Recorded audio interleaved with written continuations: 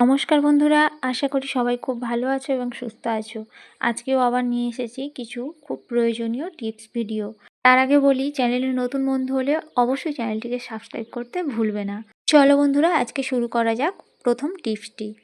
আমরা বাজার থেকে প্রায় প্রত্যেকেই এরকম প্যাকেটে তেল কিনে আনি, আর বাড়িতে যে খালি তেলের বোতল থাকে তার মধ্যেই ভরে রাখি। কিন্তু এই তেল যখন ঢালতে যাই, অর্ধেক তেল কিন্তু বাইরে পড়ে যাওয়ার সম্ভাবনা থাকে।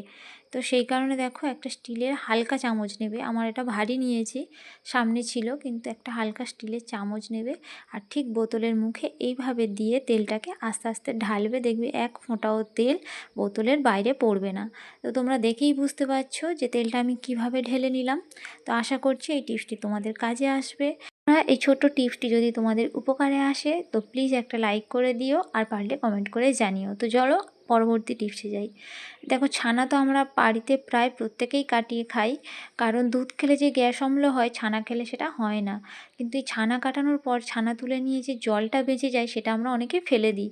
এটা শুধু এমনি খাওয়া যায়, আর এমনি না খেতে পারলে এটাকে এই যে আটা ময়দা রাতে রুটি করার জন্য মাখা হয় না, সেটা আমরা এই ছানার জলটা দিয়েই কিন্তু মেখে নিতে পারি। এর জন্য স্বাস্থ্যের পক্ষে খুব উপকার হয়, আর ছানার জলটা বাইরে ফেলতেও লাগে না। আশা করছি এটাও তোমাদের কাজে আসবে। তো চলো পরবর্তী টিপস। দেখো, এই ধরনের চুড়ি কিন্তু আমরা প্রত্যেকেই পরি, আর এই চুড়ি বেশ কিছুদিন পরার পর রঙটা নষ্ট হয়ে যায়, একটু বেঁকে যায়, ভালোও লাগে না। এরকম চুড়ি কিন্তু আমাদের প্রত্যেকের ঘরেই এক্সট্রা থেকে থাকে। তো এই চুড়িগুলো তো ফেলে রেখেও কাজ নেই, এগুলো বিক্রি হয় 1 টাকা পিস।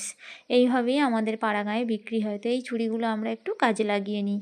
তো চলো, এভাবে আমি হ্যাঙ্গারের গায়ে একটা করে চুড়ি গলিয়ে আবার একটা হ্যাঙ্গার লাগাবো। তারপর এগুলো আমি কী কাজে লাগাবো সেটা তোমাদেরকে একটু পরে দেখাচ্ছি।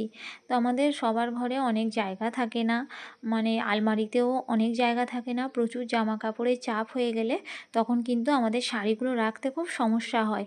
আর এইভাবে পরপর শাড়ি রেখে দিলে তলার দিক থেকে একটা শাড়ি টানতে গেলে না, অন্য আরও উপরের শাড়িগুলো সব এইভাবে নেমে চলে আসে। খুব সমস্যায় পড়তে হয়, সেই সময় পুরো শাড়িগুলোকে আবার গুছিয়ে নিতে হয়। তো সেই কারণে আমাদের আলমারির সাইডে সামনে দেখো এই ধরনের হ্যাঙ্গার টাঙানোর অনেক জায়গা থেকে থাকে। তো আমি কি করেছি, এই হ্যাঙ্গারগুলো এইভাবে ঝুলিয়ে নেব। নিয়ে একটার পর একটা হ্যাঙ্গার আমি চুড়ির মধ্যে দিয়ে মানে লাগিয়ে নেব সুবিধা হওয়ার জন্য। হ্যাঙ্গারের গায়ে লাগালে কি হয়, খুলে যাওয়ার চান্স থেকে থাকে। তো সেই কারণে আমি একটা করে চুড়ি গলিয়ে নিয়েছি। এইভাবে একটা করে শাড়িও রাখছি, একটা কেন, এখানে দুটো শাড়িও রাখা যায়, এর সঙ্গে ম্যাচিং ব্লাউজও সামনের ধারে রেখে দিতে পারি। মানে খোঁজার সুবিধার্থে, খুঁজতে আর হয় না, সেইভাবে রেখে দেওয়া যায়। তো এইভাবে আমি পরস্পর হ্যাঙ্গারগুলোকে টাঙিয়ে নিয়ে এর মধ্যে শাড়িগুলোকে গুছিয়ে রাখবো সুন্দর করে। দেখো, তোমরা আশা করি বুঝতেই পারছো আর দেখতেও পাচ্ছ কীভাবে সুন্দরভাবে কতগুলো শাড়ি এখানে হ্যাং করেছি। আর পারলে আমার ছোট ছোট এই ধরনের পার্টসগুলো আছে, এগুলোকেও আমি এই হ্যাঙ্গারের গায়ে ঝুলিয়ে রেখে দেবো। এর জন্য আলমারিতে অনেকটা জায়গা সেভ হয়। এইভাবে গুছিয়ে রাখতে পারলে অনেকটা কম জায়গার মধ্যে অনেক শাড়ি রেখে দেওয়া যায়। তো বন্ধুরা, আশা করছি এই টিপসটি তোমাদের কাজে লাগবে আর তোমাদের উপকারও হবে। আর যদি ভালো লেগে থাকে টিপসটি, তো অবশ্যই কিন্তু একটা লাইক করতে ভুলো না। তো চলো যাওয়া যাক পরবর্তী টিপসে। তো এখানে দেখো, আমরা বাজার থেকে যখন এরকম শেপ টিফিনের গোছা কিনে আনি, আমাদের প্রয়োজনে শেপ টিফিন তো বেশি দিন করে হয় না, কোথায় যে ছড়িয়ে ছিটিয়ে যায় বোঝা যায় না। আর সেই শেপ টিফিনের গোছা থেকে তলার দিকে বড় বড় শেপ টিফিনগুলো থাকে। কিন্তু এই শেপ টিফিন মানে এই বড় শেপ টিফিনটা বের করতে গেলে আমাদের সম্পূর্ণ শেপ টিফিনটাকে ঢালতে হয়। আর এইভাবে যদি ছড়িয়ে রেখে দিই, খুঁজেও পাওয়া যায় না। তো সেই কারণে খুব সমস্যার মধ্যে পড়তে হয়। তো এখন এই শেপ টিফিনগুলো আমি কিভাবে রাখবো সেটাই তোমাদেরকে দেখাবো, এবং তোমরা আশা করি এই টিপসটি ফলো করলে তোমাদের উপকার হবে। দেখো, এইভাবে ফেলে দেওয়া একটা চুড়ি নিয়ে নিয়েছি। সেই চুড়ির মধ্যে আমি একটা একটা শেপ টিফিন একটু কষ্ট করে একবার লাগিয়ে রাখবো। মানে সব সময় সুবিধা পাওয়ার জন্য একবার একটু কষ্ট করলামই, বা তাতে কি যায় আসে। যাই হোক, আমি এক হাতে ফোন ধরেছিলাম তো ওই জন্য অসুবিধা হচ্ছে। তো চলো শেপ টিফিনগুলো লাগিয়ে দেখাই। দেখতেই পাচ্ছ বন্ধুরা, এখানে চুড়ির মধ্যে সব শেপ টিফিনগুলো লাগানো হয়ে গেছে। আমার যে শেপ টিফিনটা প্রয়োজন, আমরা সেই শেপ টিফিনটা কিন্তু খুব সহজে এই চুড়ির মধ্যে থেকে বের করে নিতে পারবো। এটা কিন্তু একটি ছোট্ট আইডিয়া, কিন্তু খুব উপকারী। আশা করছি এই আইডিয়াটি তোমাদের খুব কাজে আসবে। তো চলো যাওয়া যাক পরবর্তী টিপসে। আমরা যখন শাড়ি পরি, ভালো ভালো শাড়ি ব্লাউজ যখন পরি, এইভাবে সেফটি পিন দিয়ে শাড়ি পিন আপ করতে হয়। আর সেই সময় দেখা যায় শাড়ির ভারে এই যে সেফটি পিনের যে বাঁকানো অংশটা আছে, এর মধ্যে হয় ব্লাউজ নয় শাড়ি কিছু একটা ভিতরে ঢুকে গেছে, সহজে বের তো করা যায় না, অনেক সময় কেটে বের করতে হয়। তো সেই কারণে আমি কি করব, এরকম একটা পেপারের টুকরো নিয়ে নিয়েছি। তো এই পেপারের টুকরোটা ছোট্ট করে ভাঁজ করে নেব। আর এক হাতে করছি সেই জন্য একটু অসুবিধা হচ্ছে, তোমরা এটা খুব ভালোভাবে সুন্দরভাবে এটাকে ভাঁজ করে নিও। নিয়ে আর ঠিক সেফটি পিনটা ওই পেপারের মধ্যে লাগিয়ে নেব। লাগিয়ে নেওয়ার ফলে কি হবে, ওই সাইডে কিন্তু আর শাড়ি বা ব্লাউজ কোনোটাই যেতে পারবে না।